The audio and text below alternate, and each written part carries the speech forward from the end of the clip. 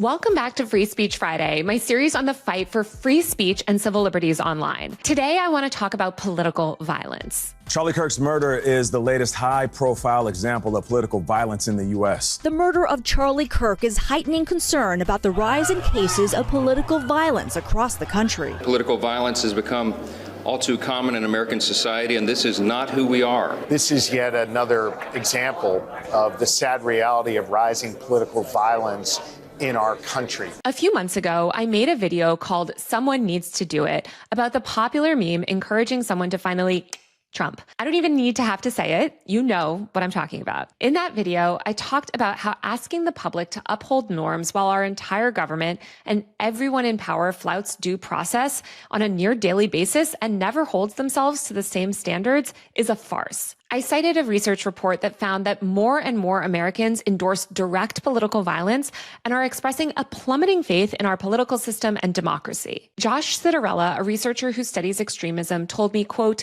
"The liberal project has basically failed. The enormous accumulation of wealth and power by oligarchs invalidates the rule of law. The end result is that you can theoretically have executions in the public square. That is what we're going back to." After Charlie Kirk was shot, every political leader and liberal pundit came out of the woodwork to condemn political violence. Charlie Kirk, who espoused some of the most violent, hateful ideology around, is already being treated as a martyr. Ezra Klein declared that while he and Charlie had their differences, you know, the whole black people and women are human beings who deserve rights thing, fundamentally they were, quote, on the same side. Trump said that he would award Charlie Kirk the Presidential Medal of Freedom. The Yankees flew their flag at half-mast, as did a slew of government buildings. Liberal influencers posted teary eulogies to TikTok. I could go on, and I'm sure you've seen the posts, and there will be a lot more of these types of posts in the coming weeks, I'm sure. But I want to talk more about political violence because I think discussions of political violence and the way people in power continue to talk about it exposes a huge rift in our political environment right now. When political leaders and the media wring their hands about political violence, they're not actually talking about violence in any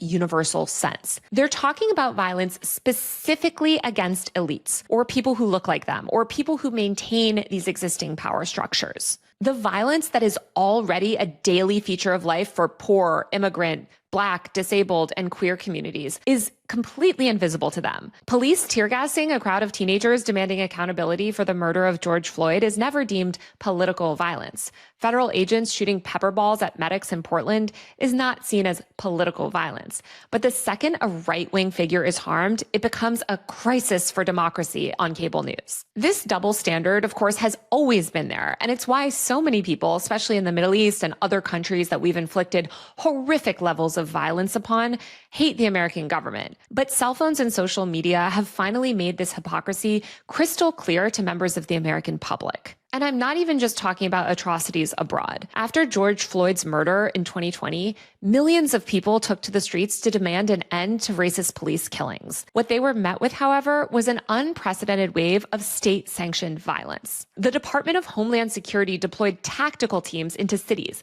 Police kettled and beat and arrested journalists. Protesters were shot point blank with less lethal munitions, losing eyes and sustaining permanent injuries. People died in protest-related incidents. But how many of those deaths were mourned by the mainstream media as martyrs of democracy? None. And just months after the peak of Black Lives Matter protests on January 6, 2021, a violent mob stormed the Capitol, calling for the lynching of elected officials and overturning the election.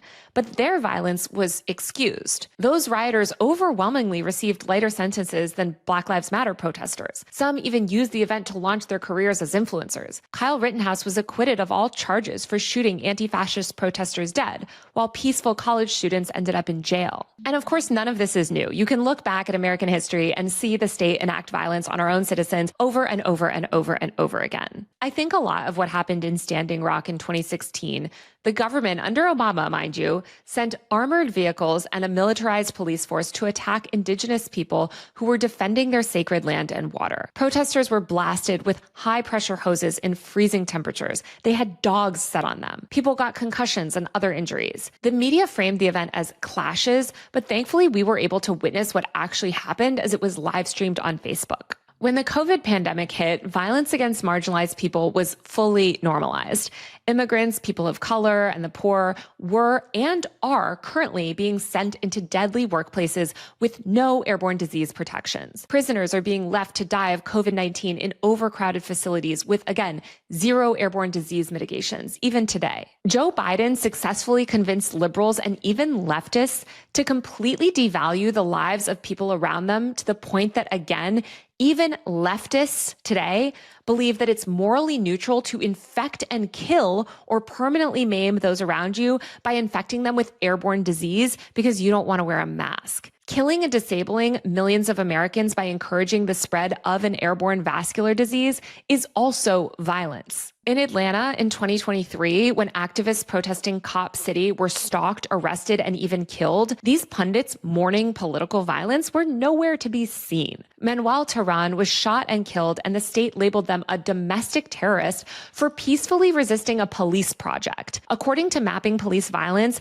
more than 1,000 people are shot and killed by the police every year, overwhelmingly people of color. When ICE raids rip apart families in the middle of the night, that is also police violence. Since January 1st, 2017, at least 70 people have died in ICE custody. ICE detention facilities recorded 13 more deaths just in the first half of this year alone. And these figures are a massive undercount of the harm that ICE does. ICE will also release people shortly before their death, just so they're not counted as dying under ICE custody. Just last month, a man fleeing an ICE raid at Home Depot right here in Los Angeles was killed. The ACLU found that 95% of people's deaths under ICE detention were preventable. And then, of course, we have school shootings, which are completely normalized in this country. Almost the exact same time that Charlie Kirk was shot, students at Evergreen High School in Colorado were running for their lives from yet another school shooter. Kirk defended these shootings and said that victims of gun violence were necessary casualties to defend the Second Amendment. But we've had dozens of school shootings over the past couple decades, resulting in hundreds of casualties and injuries to children. Just last year, the American Academy of Pediatrics issued a report saying that school shootings were at an all-time high and becoming even more deadly. My point is that Americans are already exposed to unfathomable levels of political violence every day. And so the hand-wringing from people in power when someone like Charlie Kirk falls victim to that same violence just really rings hollow. It especially rings hollow when our country is in the midst of facilitating a genocide. As one Palestinian posted in the wake of Charlie's death, quote, "Sorry if I don't seem overly shocked. It's just that I've seen decapitated babies, shredded limbs, mangled and charred bodies, and much worse in Gaza for 23 months. As I've said previously, witnessing the most graphic and horrific war crimes imaginable in Palestine constantly, 24/7, via our phones, revealed the true violence of our country to the American public in a way that I don't think it ever had been before. I think people are finally able to see exactly how violent and hypocritical the U.S. empire is and how cavalier people in power are about that hypocrisy. And this is, of course, why the government wants to ban cell phones and social media, by the way, but that's a topic for another day. As a social scientist on Twitter put it, quote,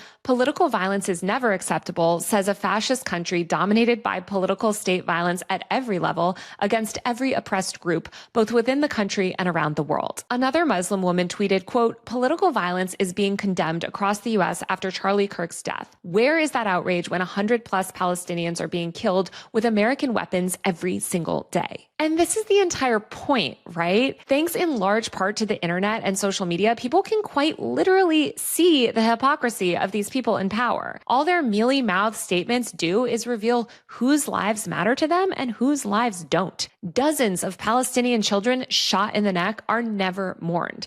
Students shot in the neck by school shooters are not mourned.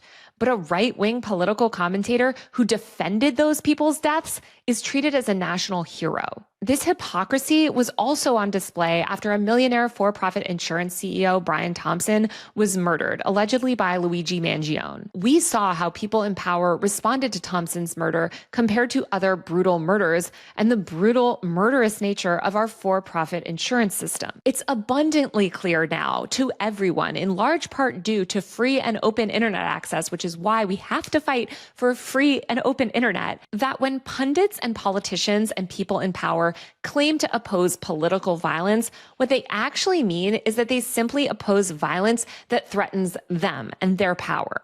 The daily political violence that millions of Americans have to endure through incarceration, our for-profit insurance system, neglect, deportation, police brutality, and on and on and on, doesn't count. Our lives don't count. Every hand-wringing op-ed about civility and democracy is just running cover for a relentlessly violent system. You can really see exactly how insulated people in power and the elite media are from this daily violence in moments like this. For example, shortly after Kirk's shooting, CNN pundit Abby Phillips tweeted, quote, "The degree to which the algorithm on this platform is pushing video of the shooting is incredibly disturbing. There has to be some human that can turn the dial down in a situation like this." I thought this post was so revealing because I think so many people, myself included, looked at her like, where have you been? You think this video of Charlie Kirk getting shot is gruesome? Have you not been witnessing the same live stream genocide across every single social media app that we have for the past 2 years? But the truth is that they haven't. People in power remain comfortable in their elite bubbles, completely shielded from the material harm of the violent policies that they support. And I think this is why so many people feel schadenfreude about Charlie Kirk's death. He dedicated his life to upholding violent systems and advocated for incredibly violent policies that have resulted in people's deaths. And Kirk led a legion of millions of supporters who still support this violence. Before his body was even cold, far-right figures were calling for a war on trans people. These are the same people who spend all day online mocking vulnerable people's deaths and celebrating the killing of George Floyd or immunocompromised people dying or the death of a trans girl who jumped off a bridge. Elon Musk posted to his 225 million followers, quote, "The left is the party of murder." Right-wing activist Laura Loomer, who's been openly celebrating the slaughter of Palestinian children for months, called on Trump to, quote, "shut down, defund, and prosecute every single leftist organization," adding that, quote, "the left is a national security threat." Loomer said that, quote, "more people will be murdered if the left isn't crushed with the power of the state." Trump blamed the shooting on, quote, "radical left political violence" in an Oval Office address. Sean Davis, the CEO and co-founder of The Federalist, posted on X, quote, "I hope that Trump also orders the extermination of the entire anarcho-terrorist network that has been terrorizing Christians in this nation unabated for more than a decade." As someone who's actually against violence, all of this is terrifying. As many have pointed out, the whole "this shooting is going to be used as a pretense to strip us all of our rights" thing rings a little hollow when the government is already stripping all of us of our rights on a pretty much daily basis. They don't need Charlie Kirk's death to continually brutally oppress and murder minorities in state-sanctioned violence. But it's disturbing how liberals are already manufacturing consent for this to happen. Several high-profile liberal influencers and media figures are already whitewashing Kirk's legacy and policy positions, framing him as an innocent father who,